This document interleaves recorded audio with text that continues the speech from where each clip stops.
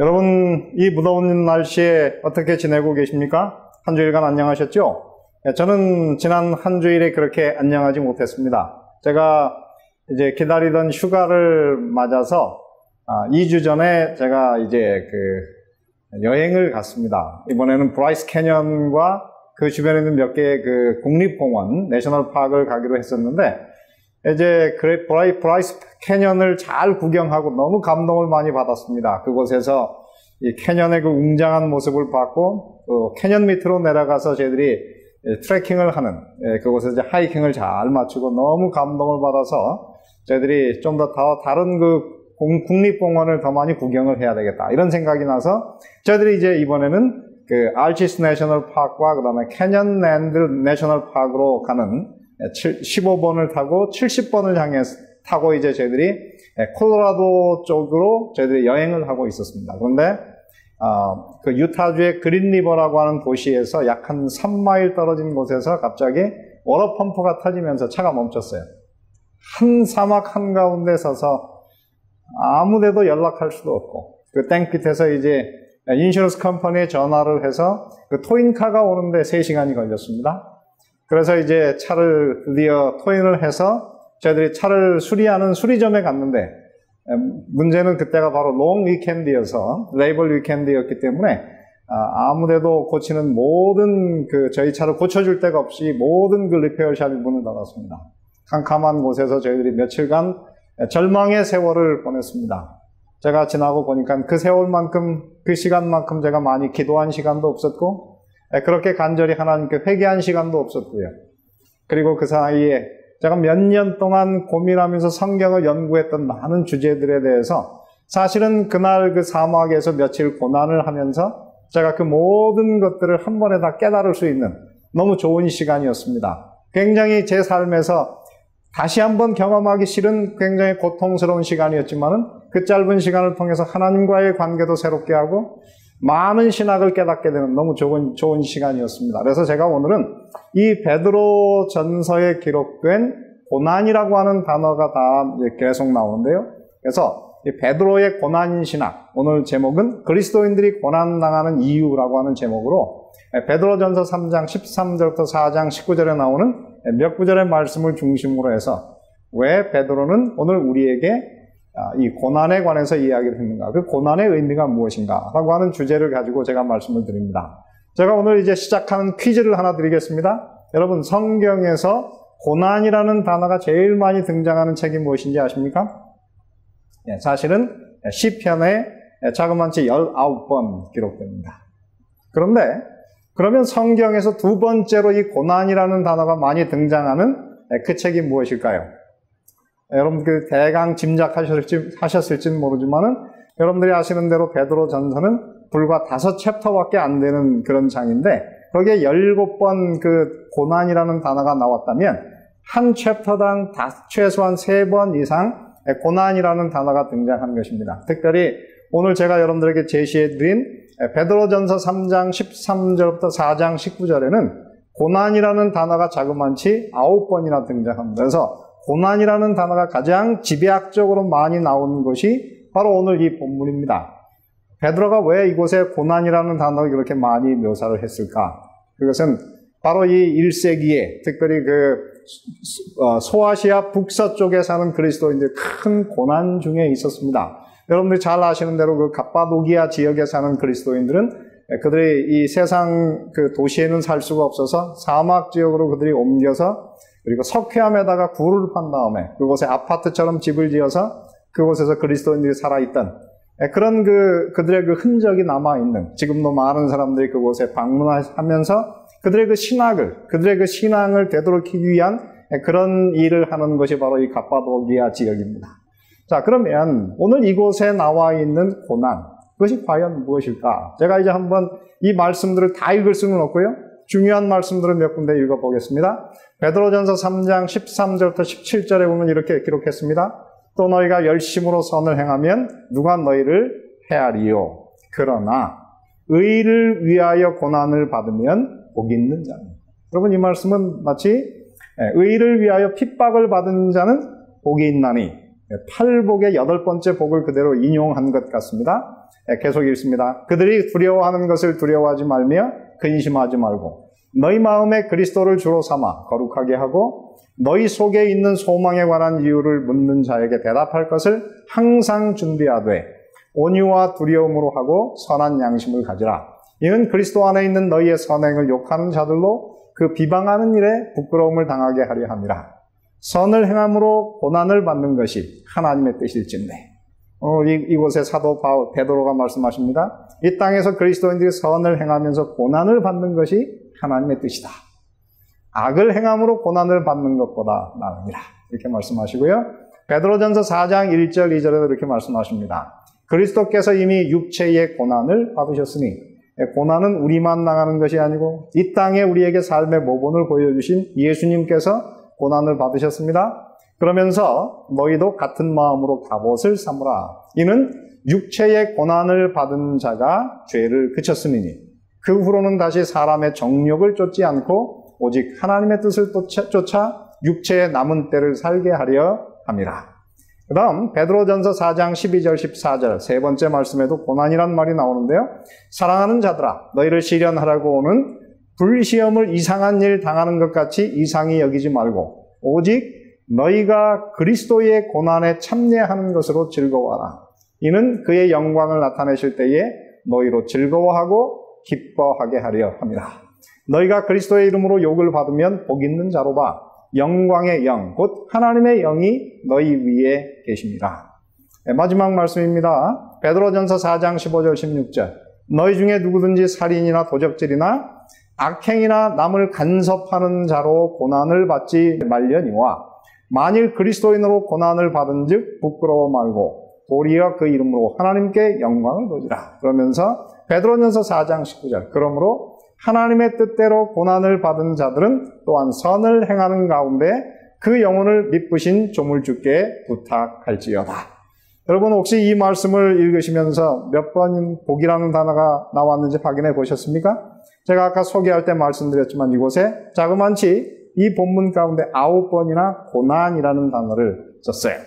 그러면서 오늘 이 말씀을 한번 잘 정리해 보면 바로 이 고난에 관한 이 베드로의 이야기 가운데 가장 중추를 이루는 말씀이 바로 팔복의 예수님께서 말씀하신 팔복의 8째 복을 거의 그대로 문자적으로 인용하고 있다고 하는 것입니다. 오늘 이곳에 보면 베드로전서 3장 14절 그러나 의를 위하여 고난을 받으면 복이 있는 자니. 여기서 핍박이라는 단어를 고난으로 바꾸긴 했지만은 의를 위하여 고난을 받으면 복이 있는 자니 팔복의 전반부를 이야기했고요. 그리고 베드로전서 4장 13절 끝에 보면 이렇게 했어요. 그의 영광을 나타내실 때에 너희로 즐거워하고 기뻐하게 하려 함이라. 예수님께서 말씀하시기를 이 땅에서 고난을 받은 즉 즐거워하고 기뻐하라 하는 그 말씀을 이곳에 그대로 인용해 놓고 있습니다. 그래서 어느 신학자는 말하기를 오늘 이곳에 나오는 베드로의 그 고난에 관한 이야기는 예수님께서 말씀하신 이 8번째 복을 확대 설명하는 그런 말씀이다. 이렇게 얘기를 하고 있는 것입니다. 자, 그러면 그리스도인들이 이 땅에서 고난을 받을 때 어떤 유익이 있길래 하나님께서 우리에게 고난을 당하도록 허락을 하실까요? 그것이 오늘 이제 우리가 이야기하는 그런 핵심적인 이야기인 것입니다. 그래서 이제 우리가 이 말씀을 공부할 텐데요. 여러분, 오늘 우리가 생각할 때에 우리가 사는 이 편안한 이 21세기는 더 이상 고난은 우리하고는 상관이 없는 그런 것이다. 이렇게 생각할 수가 있습니다. 그런데 여러분 세계 그 많은 오늘 그 이 선교사를 연구하는 분에 의하면 새 기독교 역사상 가장 많은 고난을 받는 때가 바로 저희가 살고 있는 20세기와 21세기라고 하는 것입니다. 이분은 누구냐면은 바로 니나 쉐아라고 하는 사람인데요. 그리스도인 현 세계에서 고난을 당하는 사람의 이야기를 모아서 쓴 In the Lion's Den이라고 하는 책, 사자굴에서라고 하는 제목으로 글을 썼는데 이분에 의하면은 1세기부터 19세기까지 기독교인으로서 순교당한 사람 수가 약 4,300만 명이 된다고 합니다. 그런데 20세기, 우리가 살았던 그 20세기, 단 100년 동안 기독교인으로서 순교를 당한 수가 얼마냐면 2,600만 명이에요. 지난 그 19세기에 순교를 당한 사람의 반이 넘는 더 많은 사람이 지난 100년간 죽었어요. 이것은 충격적인 것이 아닐 수가 없습니다. 그러면서 또 하나의 그 책 가운데 이런 것입니다. IBMR, International Bulletin of Mission Research라고 하는 것인데요. 이것은 국제 선교 연구 보고 뭐 이런 책입니다. 그런 그 기관에 의한 연구에 의하면은 1990년부터 2000년까지 약 10년 동안 기독교 순교자 수가 160만 명, 1년에 16만 명이 죽었어요. 그리고 2000년부터 2010년 사이에 기독교인으로 순교당한 수가 좀 줄긴 했지만 100만 명이고요. 특별히 2015년에서 2016년 1년 사이에 매 육군당 한 명이 기독교인으로서 순교를 당했습니다. 그래서 그것을 다 모아보면은 1년에 9만 명의 그리스도인들이 지금도 전 세계에서 순교를 당하고 있습니다. 단지 고난을 당하는 것이 아니고 그들의 생명을 예수님을 믿는다고 하는 이유 때문에 죽은 사람이 9만 명이라고 하는 것입니다. 왜 이렇게 평화로운 시대에 기독교인들이 많이 순교를 당할까? 여러 가지 이유가 있습니다. 하나는 공산권들이 중국이나 그 다음에 구소련의 그 공산권들이 이제는 자유화되면서 그곳에 이제 복음이 들어가게 되는데 이 무신론자들이 기독교인들의 접근을 기독교의 복음이 들어갈 때에 그것을 방해하고 그것을 못 받아들이게 하려고 저항하면서 많은 순교자가 생깁니다. 그런가 하면은 전 세계의 그 지금 이슬람의 그 근본주의자들이 굉장히 확대되어 가면서 그들이 기독교인으로 개종하려고 하는 사람이나 그 나라에서 기독교로 개종한 사람을 많이 죽이는 그런 일들이 전 세계에서 벌어지고요. 그 다음에 세 번째는 지금 힌두교 근본주의자들, 인도에서 그 나라에서 기독교로 개종하는 사람들을 그들이 못하게 하느라고 그들을 많이 죽이는 일들이 지금 전 세계에서 벌어지기 때문에 바로 오늘 우리가 살고 있는 이 시기가, 이 세대가 바로 기독교 역사상 가장 많은 사람들이 순교를 당하는 그런 시대가 되고 있는 것입니다. 그래서 여러분 그 대표적인 이야기 가운데 하나가 바로 나이지리아 이야기입니다. 나이지리아는 이 종교 분포로 보면 북쪽은 그 샤리아 회교도 지역이라고 하는데 그곳에 바로 이슬람 근본주의자들이 집중적으로 거주하고 있습니다. 이 사람들은 워낙 가난한 나라이기 때문에요.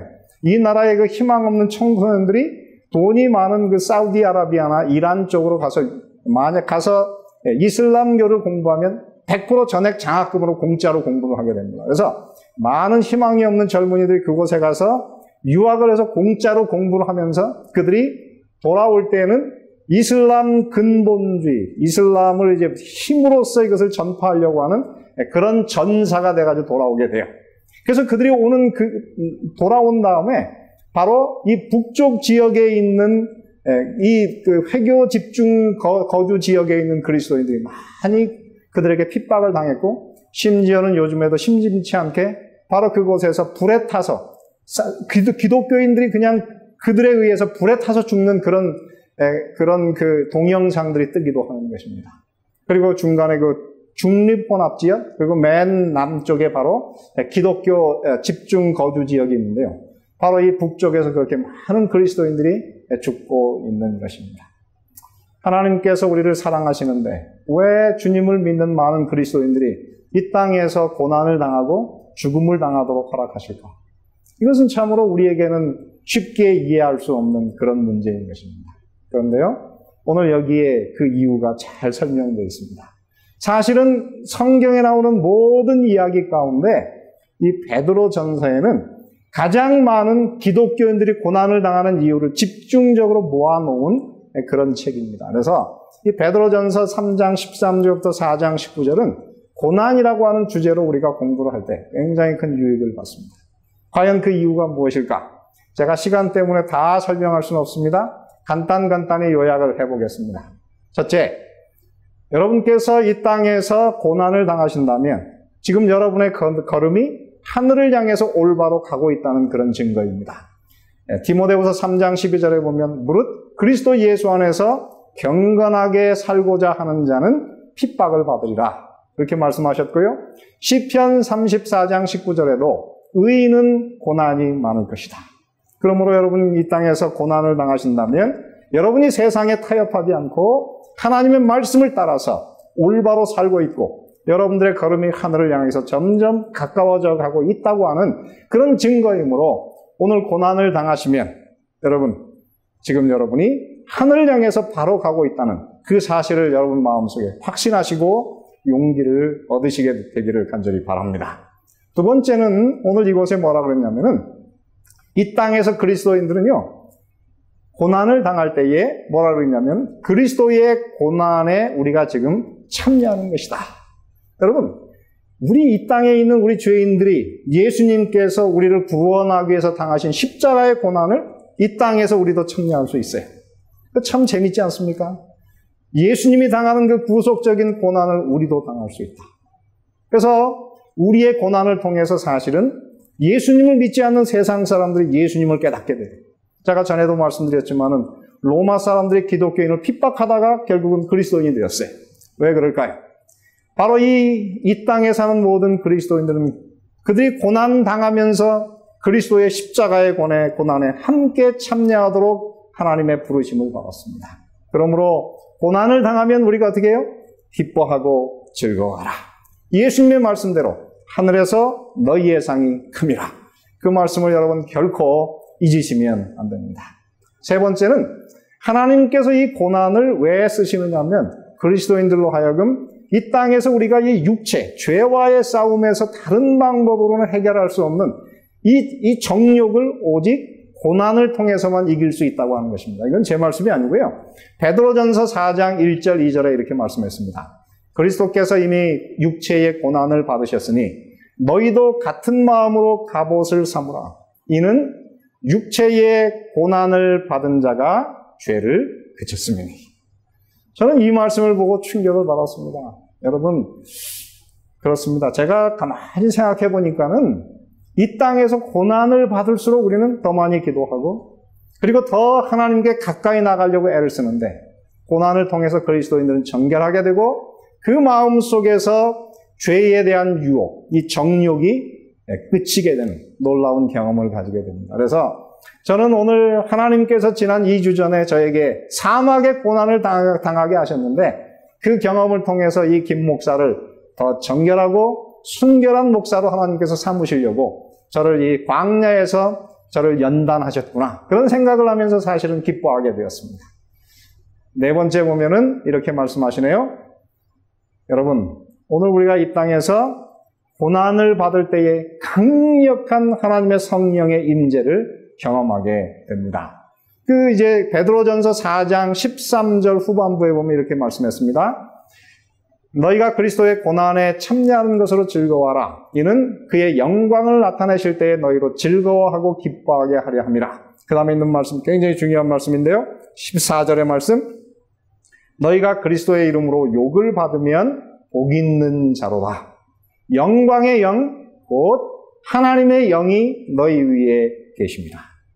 고난당하는 사람에게 하나님께서 하나님의 영을 그들에게 충만히 부어주시겠다. 그렇게 약속하십니다. 왜 그럴까요? 사도 요한에 의하면 이 성령은 보혜사, 오늘 우리의 위로자예요. 컴포터. 그러므로 여러분 이 고난당하는 사람에게는 얼마나 많이 하나님의 위로가 필요할까요? 하나님께서 고난당하는 그리스도인들을 위로하기 위해서 위에서 위로자 성령을 우리에게 한없이 쏟아 부어주시는 것입니다. 그래서 기독교 그 순교를 연구하는 마크 가이라고 하는 사람이 있습니다. 근데 그분이 기독교 순교를 순교사를 다 연구한 다음에 한마디로 요약을 해서 이렇게 말씀했어요. 순교자들 하나하나를 뜯어보고 그들의 발자취를 따라가 보면 한 가지 분명히 볼 수 있는 것은 하나님의 임재였다. 그 순교자들은 죽음의 순간까지 하나님의 임재를 즐기는 사람들이었다. 참 신기하죠. 어떻게 그는 사실은 기독교 순교자들만을 연구했는데 그 모든 순교자들 연구해보니 죽음을 당하는 그 순간까지 그들은 하나님의 임재 가운데서 황홀한 순간 가운데 죽음을 당했다는 것입니다. 마치 스데반이 돌에 맞아 죽는 그 순간 그의 눈이 열리고 하나님 보좌 우편에 서 계신 하나님의 아들 예수 그리스도를 그가 보게 되었던 것처럼, 그래서 그의 얼굴이 천사처럼 변하게 되었던 것처럼 모든 순교자들은 거의 이 땅에서 두렵고 무서워하는 가운데 죽지 아니하고 신비한 평온 가운데서 죽었어요. 그래서 마크가 알리는 그것을 하나님의 임재다. 마지막 순간까지 그들은 하나님의 임재를 즐기면서 죽었다. 그렇게 이야기하고 있습니다. 그런가 하면 리차드 범브란트 목사님 14년간 루마니아 감옥에서 죽음의 그 고생을 늘 했습니다. 예수님을 믿는다고 하는 것 때문에 목사로서 이제 그곳에 감옥에 갇혀서 14년을 살았는데요. 그분께서 이렇게 아주 참 특별하게 얘기했어요. 뭐라 그랬냐면 제가 감옥에서 보낸 14년의 횟수가 길게 여겨지지 않았던 것은 홀로 독방에 갇혀 있으면서 믿음이나 사랑을 넘어선 어떤 기쁨을 하나님 안에서 발견하였기 때문이다. 그 기쁨이란 이 세상 어느 것에도 견줄 수 없는 아주 깊고도 아주 독특한 황홀경 같은 기쁨이었다. 그렇게 이야기하고 있어요. 그는 이제 나중에 14년 후에 그가 이제 자유세계로 넘어왔는데요. 그가 사실은 이 세상의 이 서방 세계, 미국에 와서 자유로운 세상을 살았지만은 그는 뭐라고 하느냐면은 감옥에 있을 때가 그의 삶이 더 황홀하고 행복한 시간이었다. 그렇게 이야기하는데요. 그가 감옥에서 나온 순간 그의 삶에 일어난 변화를 이렇게 이야기하고 있어요. 제가 감옥문을 열고 나오자 저는 마치 수십 리에 뻗쳐 있는 평화롭고 아름다운 시골 전경이 환히 내려다 보이는 아름다운 높은 산정에 살다가 갑자기 아무것도 안 보이는 평지로 내려오는 것 같은 느낌이었다. 그렇게 얘기해요. 참 신기하죠? 왜 감옥이 더 좋았을까요? 바로 이 리차드 범브란트 목사님은 그 감옥 속에서 항상 고난당하는 그리스도인들에게 위로가 되는 성령의 임재, 하나님의 임재, 세상의 모든 것을 뛰어넘는 초인적인 기쁨을 그는 그 감옥 속에서 경험하게 되었기 때문에 오늘 이곳에 있는 말씀대로 영광의 영, 하나님의 영이 그 위에 계십니다. 그는 그 사실을 경험하고 살았던 것입니다. 그러므로 저는 이 땅에 이 평화로운 것보다는 오늘 이 땅에 모든 그리스도인이 이렇게 평화롭게 사는 것보다는 사실은 그리스도인으로서 하나님의 말씀을 따라가다가 고난당하기를 저는 더 기뻐하고 그것을 선택할 것입니다. 오늘 우리가 살아가는 세상이 참 힘듭니다. 그러나 이제 우리는 예수님의 재림을 우리 눈앞에 기다리는 사람들입니다. 고난당하시지만 세상의 많은 어려움 때문에 이 천재지변 때문에 어렵지만 여러분 낭망하지 마십시오. 영광의 영, 하나님의 영이 여러분의 마음 위에 계심을 믿게 되시기를 바랍니다. 여러분 이제 이 참으로 고난의 신학, 베드로가 이렇게 집대성해 놓은 이 고난의 신학을 여러분의 삶에서 경험하시면서 하늘까지 고난 가운데 더 기쁨으로 더 정결해지면서 그리스도의 남은 고난을 당하면서 하늘까지 함께 전진하셔서 예수님을 곧 맞으시는 그런 모든 분들이 되시기를 바라면서 오늘 말씀을 마칩니다.